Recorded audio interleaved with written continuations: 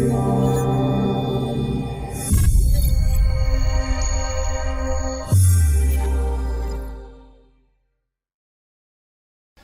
there guys, this is Adrian here from IAmJadoreTV, and I have another long awaited video. Sorry I haven't been uploading guys, I've been very busy with shoots. If you want to check those out, card is right up there. Wait, no, there it is, right up there, IAmJadoreTV. Go check it out on my Instagram, all my previous shoots. Today I got another editing video for you guys, obviously taken with my Sony A7 and Samyang 35mm 1.4, Samyang ROKINON, same thing. I don't know why they have different names. They're the same company, I believe, same lenses, but I'm not too sure, but they definitely are the same thing. Samyang ROKINON, I'll just say Samyang. So yeah, we're gonna get into this video. We're at the latest shoot that I have done. Let's go to that right now.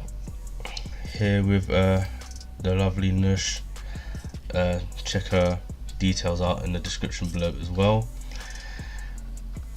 Here, what we're gonna start off with, I have double screens guys, this is what I'm looking over there. Need to bring this closer actually.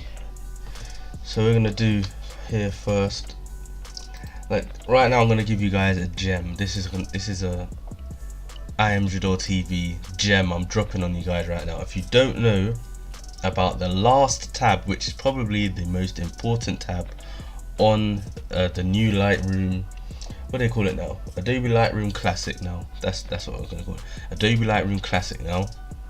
It's the most important tab and it's the last one. I don't know why it's the last one. It should be at the top as far as I'm concerned. That is the camera calibration, and you do only can have more modifications when you shoot RAW. I always suggest you shoot RAW. I'll have another video on the RAW versus JPEG after this one. Novice or not, I still think you should be shooting RAW. But here we go. Because I've shot RAW, I have the option to change these different, as you can see, they have different profiles, if that's what you want to call it. But when you shoot in JPEG, it literally, you can't move, you can't do it, you don't get that option. It's Adobe standard, and then you can just tweak those. But that's why you shoot more, because you have more range to do a lot more stuff. So here, what I'm gonna do, we're gonna cycle through, and this is what I do on every shoot. This is literally my process guys. If you wanna know how I edit my photos out on my Instagram account and my website, this is the process I go through. So you're literally seeing exactly how I edit my photos. So yeah, we're gonna go through these. I love clear. I love clear and vivid, sometimes portrait-ish, but I love clear and vivid. Those are my two personal favorites. So as you can see, this is stock. This is nothing's done to this image, straight out of the camera. And look at it. This just look at the clarity straight from the camera. This is why the Sony A7 is still worth it in 2017, even 2018 and 19. I don't even care. This is why it's worth it. Let's just zoom in, shall we? I mean, look at the clarity, guys. It's still there. It's sharp. I make sure I focus on the eye. Obviously, focus peaking. A Samyang 35mm is manual focus, so focus peaking is always on. Excuse me. Let's zoom in a bit more, shall we? If it would let me. There we go. Let's go 1:1. These are all my presets, by the way, if you haven't seen there. Every shoot I create a preset and I save it. This is why I've got so many. Let's go 1:1. I mean, look at the detail. You've got the eyebrow there. Look at how sharp it is there. Come on guys, it's an unstoppable combination there. I mean, look at that. Slightly missed it, but you know, not too, it was close enough. I mean, just look at the detail. Look at the detail. And there was a leaf in it here and shot. Look at that detail at 1:1 ratio. Zoom in from a Sony A7. Come on, can't get better than that. Let's zoom out and start this process. Okay, so we're gonna go through. I'm gonna start with clear because I like clear. I mean, just look what it does already without even modifying that. That's clear, vivid. See, I'm always choosing between these two. I'm not sure. Just not sure. Never know. I'm gonna go vivid on this one. And here we're gonna do here. These are the shadows, so we can kind of see where we want to go with this. More to the green side, more to the warmer side. I'm gonna go to the warmer side, and then the greens. I'm gonna go too far that way. Going a bit warmer there. This is like the hue, guys, so obviously you can remember you can adjust the saturation down here, as you can see there. I don't usually move this one because it adjusts skin tone. The red primary will always adjust the skin tone, so I don't move it unless the original skin tone is off and I need to correct it. But I don't usually move the hue. I might move the saturation, like if I move the saturation up a bit there. The greens, we can move the greens up, intensify those greens. Blues, get some orange and teal look going on.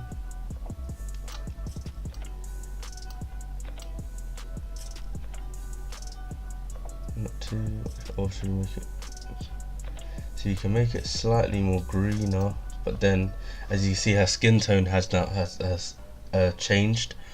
So what we're going to do here is we can now move this to correct her skin tone and put it back to how it normally is, while reserving the green in the leaves and the green in her eyes. I'm happy with that.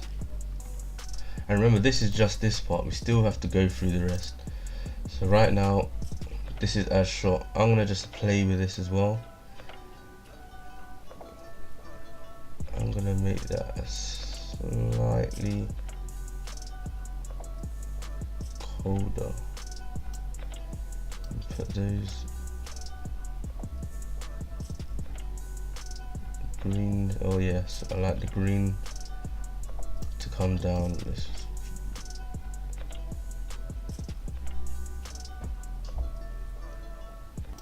So I want to match the green with her eyes. Her eye color is naturally like that, so emphasize that, and then it plays off of the orange of the jacket, so it's like a good contrast. So what we're gonna do, I want it a bit brighter there. I like that. Highlights, we're gonna bring those down. Whites, we're gonna bring that down. That's the kind of key to get that VSCO cam, Visco cam, whatever you want to call it.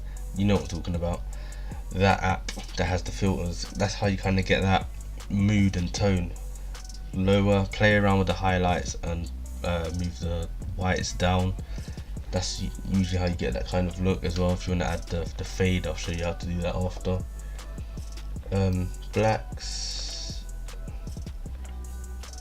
I'm not going to move that, I'm going to put that back. If you want to put that back, just press that, type 0, enter, put it back. Clarity, I'm going to put that up a bit. Let's desaturate that a little bit.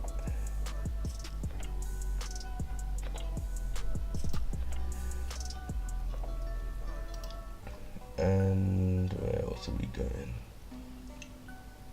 Detail. Now it's always got the default 25 for that. I bump it up. Why not?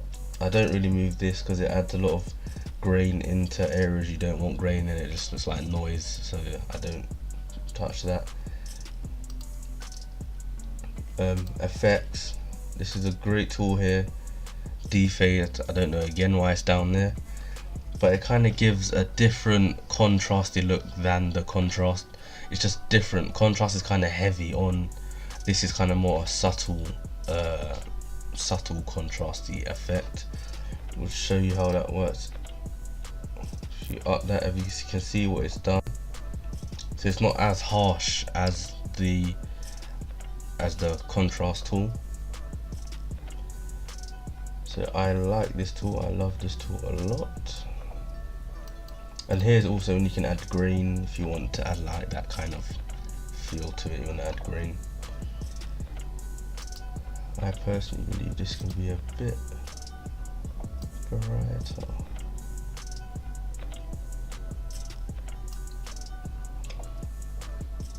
So I like this so far. And this is a little quick edit. I don't know what the other process is like.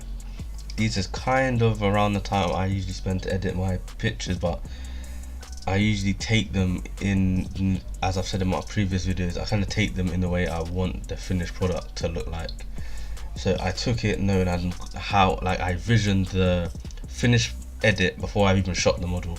That's how I know I'm going to be very like inspired, or I know this is going to be a great shoot, when I can picture when I can imagine the final image of a model before I shoot them. I know it's gonna turn out great. That's how I kind of judge how well a shoot is going to go. So I kind of think out the process of editing before it's even happened or while I'm shooting. So that's how I saw this image, and that's why I took like that to tweak it, because I knew how it was going to look already. And just a few major, another tool, another gem I'm dropping on you guys, for skin smoothing in. Just want to click the adjustment brush, clarity down, and then just paint over the skin. Not always at 100, sometimes it depends on how clean and how the model's skin looks. As you see, it's not really obviously the model here, her skin is perfect, but it's just the kind of look I'm kind of going for. So if you just paint over, and what I'd advise is to paint over where, if you can see where I'm painting right now, it's like the forehead, nose, never go over the eyes. You want that to be as sharp as possible. So if you just follow where I am painting over, and this is usually just like painting over. If you want to see where you're going or where you've been already, you can just do that. Then you can just see exactly where you've gone over. And don't worry about going over edges. I'll show you how to erase that after. I'm just gonna paint. Kind of looks like a Marvel character now.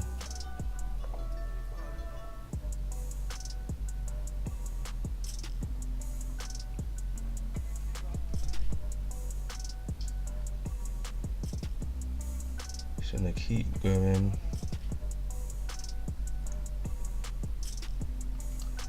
That's pretty much done. If you want to do the out of focus areas, you can. I'll just do that swiftly. There you go. Unmask that. There you go. Done. I like that. And when I finish, just click. No, yeah, the erase button.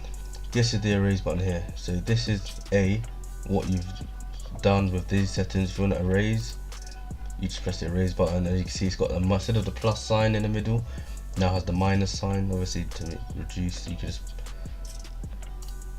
do this and then look, erase.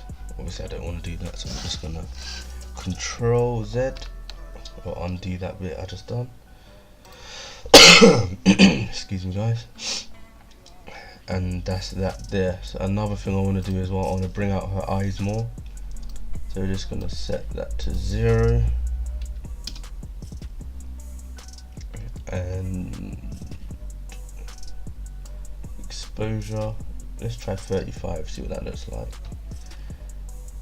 First you need to zoom in 1:1.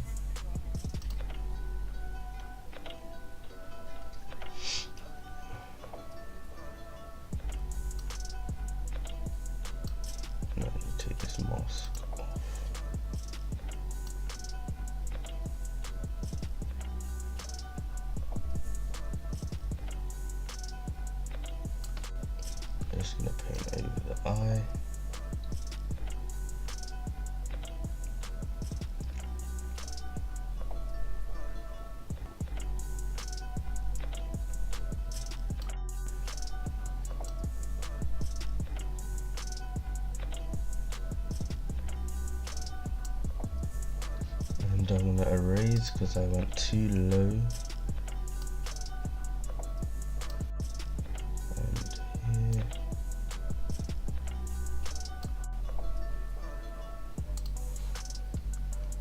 I'm gonna see what this looks like.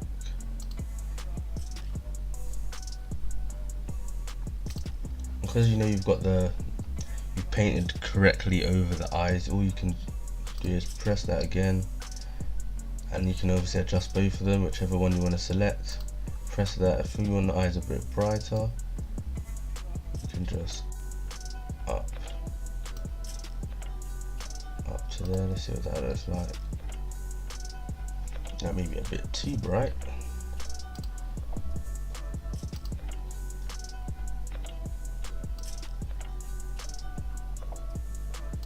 There we go, 52. Yeah, let's go down a bit.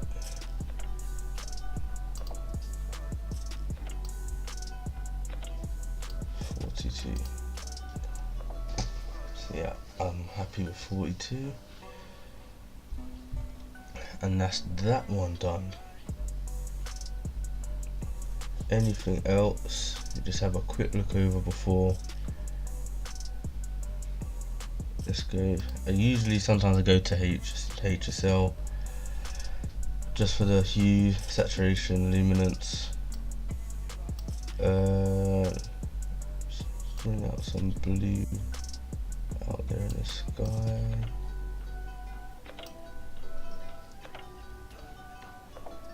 No, I'm happy with that. There's nothing else I really want to do to this. No, I'm happy with this. This is the final image. Happy with that. Quick edit. But yeah, that's my Sony A7 editing process. It's exactly what I do to all of my pictures. I actually now, I think 99% I use Adobe Lightroom Classic. I don't really have a need to go into Photoshop. Obviously I do a lot of other things, like obviously my YouTube and stuff, but so more like text and logos and that kind of stuff I do go into Photoshop for, but I rarely even go into Photoshop now. Everything photo is Lightroom. Since I've mastered it this past 5 months, I've been doing photography for 6-7 years, and the only past 5 months is the time I think my photography in quality has increased tenfold. So if you definitely should follow my Instagram to see this post. I'm not sure if I would have posted it yet by the time you're watching it, but I probably would have. So go check that out. Let me switch my camera view back. So yeah, definitely click that subscribe button, like this, share this to someone that needs help with editing or just wants a different style. Definitely share this video out. Like, comment, subscribe. As I said, follow my social media at IAmJadoreTV. Just leave me a message, drop me a DM, anything, comment on any of my pictures. I'm gonna catch you guys in the next video.